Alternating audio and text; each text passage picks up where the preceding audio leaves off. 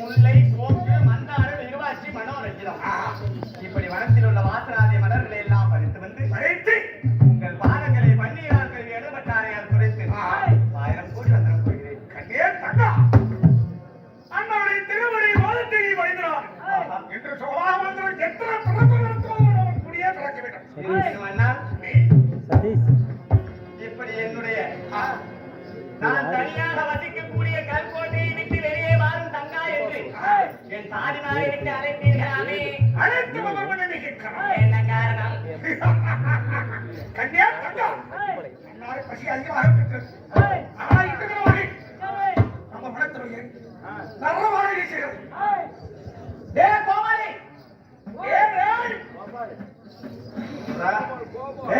யார் வீட்டுல போன வந்துச்சு? என்ன நடந்தது? இந்த வனத்தில் ஏதோ வாசம் வரலாம். என்ன வாசம் டக்குன்னு மூன்று பார்த்து சொல்லு பார்க்கலாம். யாரோ குசு விட்டாங்க. அதியா கேட்டு யார் நீயா? பைசா மாட்ட சொல்லு. நீங்க நல்ல வாழை நல்ல வாழை வீசுகிறது. அப்படின்னா நம்மளுக்கு யாரை இறக்கி தேடிட்டு வந்து ஆமா அப்படின்னா உங்க பசிக்கு குறைய போகுது. இத்தனை நாட்களாக நாம் சிங்கம், புலி, சிறுத்தை, சென்னாய், சாரணி, புலியெல்லாம் சென்னாய் இப்படி விலங்கினங்களையே வேட்டையாடி தின்று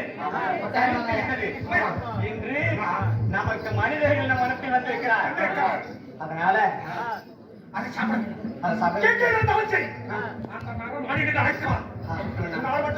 அண்ணா அழைத்து கொண்டு வர நான் இங்கிருந்து சென்று மாநிலர்கள் எங்கே இருக்கிறார்கள் என்று பார்த்து என் கத்தியால் அவர்கள் கையெழுத்தினேன்.